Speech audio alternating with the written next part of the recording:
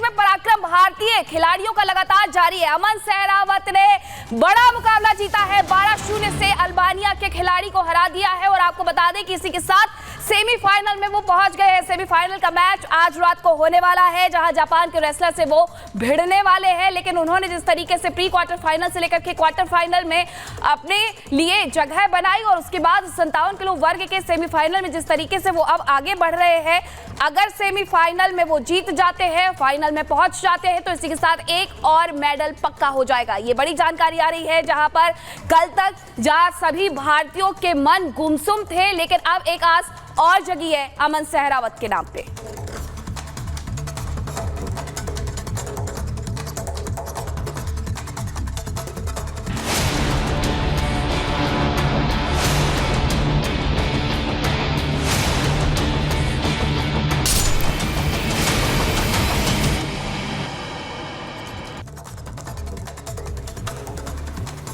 तो wrestler Vinesh Phogat medal से भले ही चूक गई हो, लेकिन विपक्षी दल इस मुद्दे पर अपनी सियासत से बिल्कुल नहीं चूकना चाहते हैं। देश भले ही अपनी बेटी के लिए दुखी है, लेकिन विपक्षी दलों को इस दुख में भी सत्ता हासिल करने का मौका दिखाई दे रहा है। कांग्रेस समेत विपक्ष की कई पार्टियों ने इस मामले पर खुलकर सियासत अपनी चमकाने की कोशिश की है। राजनीतिकारों पर तरफ का जो दौर है वो भी यहाँ पर खेलना शुरू कर दिया है। रिपोर्ट दिखाते हैं आपको।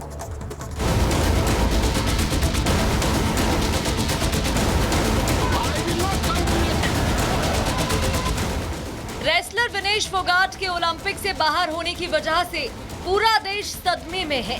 आम लोगों से लेकर खिलाड़ियों तक इस घटना ने सबका दिल तोड़ दिया है।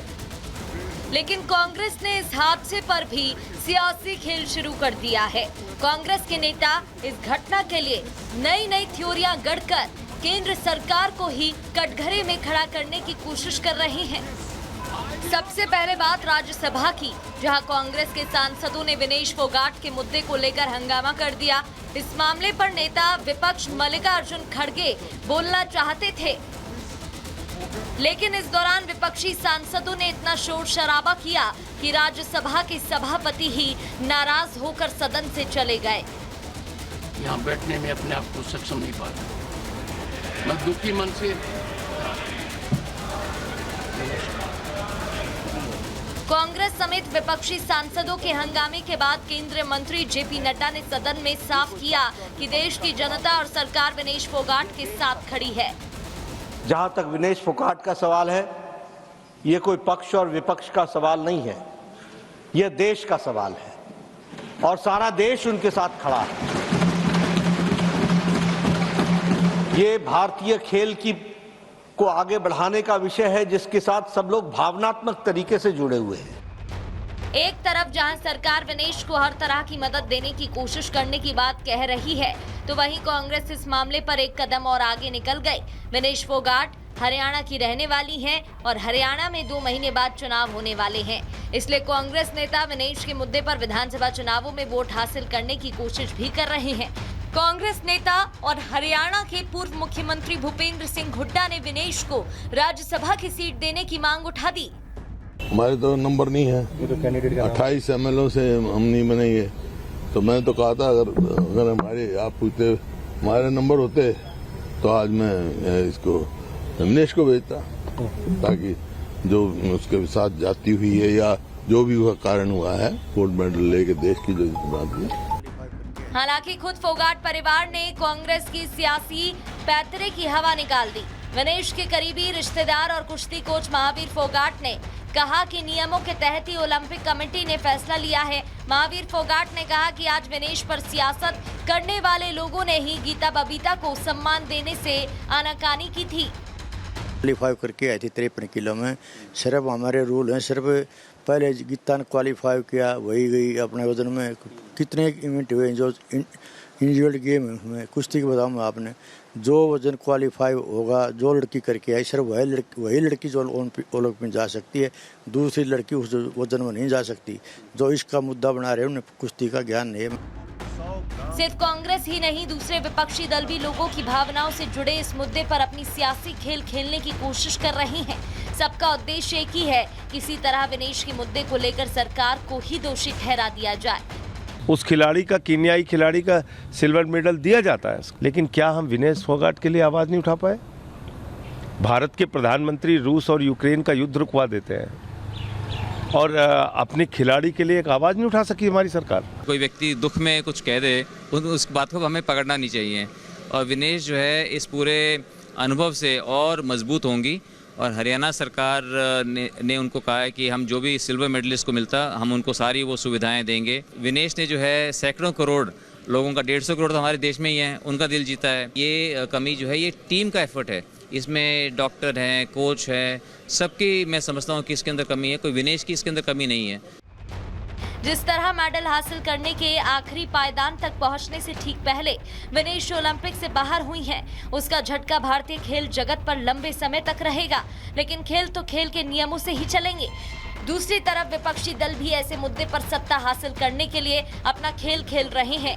देश की जनता इस सियासी खेल पर पैनी नजर बनाए हुए है, लेकिन हरियाणा चुनावों से पहले इसका इस्तेमाल करने की शर्मनाक कोशिश को भी जवाब देगी। Bureau report, Republic Bharat.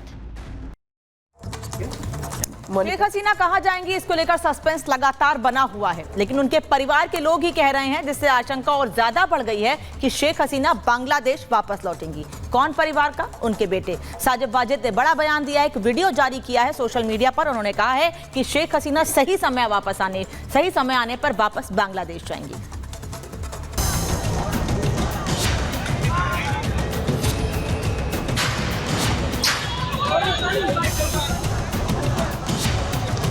Bangladesh में हालात आउट ऑफ कंट्रोल हैं। पूरे देश में हिंसा की आग लगी है। कट्टरपंथी सड़कों पर उतरकर प्रदर्शन कर रहे हैं, घरों में आग लगाई जा रही है, रास्तों पर सेना मार्च कर रही है। विकास की पटरी पर चलने वाला देश अब पूरी तरह से डिरेल हो चुका है। ऐसे में शेख हसीना के बेटे सजीब वाजिद ने एक बयान देकर फिर से हलचल पैदा कर दी है।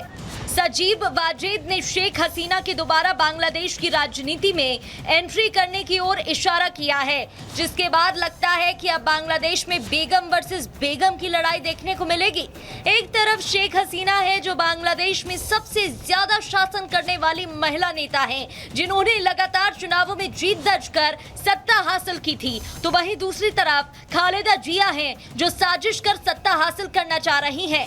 दरअसल शेख हसीना के बेटे सजीब वाजिद ने फेसबुक पेज से एक वीडियो संदेश जारी कर साफ शब्दों में संदेश दिया है कि अभी शेख हसीना मरी नहीं है, वो कहीं नहीं गई है, जिसके बाद माना जा रहा है कि शेख हसीना वापस बांग्लादेश की राजनीति में वापसी की योजना बना रही है। বাংলাদেশে এখন একটি বিশৃঙ্খল পরিস্থিতি চলছে। সারা দেশে আমাদের ভাঙচুর হচ্ছে, লুটপাট হচ্ছে, আমাদের শহরের বাইরে আমাদের নেতাকর্মী, আমাদের আওয়ামী লীগের নেতাকর্মীদের উপর হামলা চলছে, অনেকে হত্যা করা হয়েছে। আওয়ামী লীগ কিন্তু মরে যায়নি। আওয়ামী লীগ এই দেশকে, বাংলাদেশকে স্বাধীন করেছে। আওয়ামী লীগকে শেষ করা সম্ভব না। আমরা বলেছিলাম যে আমার পরিবার আর রাজনীতি করবে না, তবে আমাদের নেতাকর্মীর উপর যেভাবে হামলা হচ্ছে, এই পরিস্থিতিতে আমরা হাল ছেড়ে দিতে পারি না। इतना ही नहीं, सजीब वाजिद ने आवामी लीग के नेताओं को भी साहस के साथ खड़े रहने का संदेश दिया और कहा कि नए बांग्लादेश का निर्माण आवामी लीग के बिना संभव नहीं है। हम देश, हमारे नेताओं, कार्यकर्ताओं और आवामी लीग की रक्षा के लिए जो भी आवश्यक होगा वो करने के लिए तैयार हैं। বাংলাদেশে যদি গণতন্ত্র, নতুন বাংলাদেশ গড়ে তুলতে হয়, আওয়ামী লীগ ছাড়া সম্ভব না। আওয়ামী লীগ হচ্ছে সবথেকে বড় দল। আওয়ামী লীগ কোথাও যাবে না, আওয়ামী লীগ শেষ হয়ে যাবে না, আওয়ামী লীগকে শেষ করা সম্ভব না। আওয়ামী লীগের নেতাকর্মীদের আমি সবাইকে আহ্বান জানাচ্ছি যে আপনারা সাহস নিয়ে দাঁড়ান, আপনারা একা না, আমরা আছি। বঙ্গবন্ধুর পরিবার কোথাও যায়নি, আমরা আপনাদের সাথে আছি। দেশকে, আমাদের নেতাকর্মীদেরকে, আওয়ামী লীগকে রক্ষা করার জন্য যা প্রয়োজন আমরা করতে প্রস্তুত। जिस तरह से सजीब वाजिद नया बांग्लादेश बनाने की बात कर रहे हैं, आवामी पार्टी के कार्यकर्ता और नेताओं को साहस के साथ खड़े रहने का संदेश दे रहे हैं। लोकतांत्रिक, सुरक्षित, व्यवस्थित, उग्रवाद मुक्त बांग्लादेश का संदेश दे रहे हैं। उससे साफ पता चलता है कि बांग्लादेश में तख्ता पलट के बाद एक बार फिर बड़ा राजनीतिक फेरबदल देखने को मिल सकता है। Bureau report, Republic Bharat.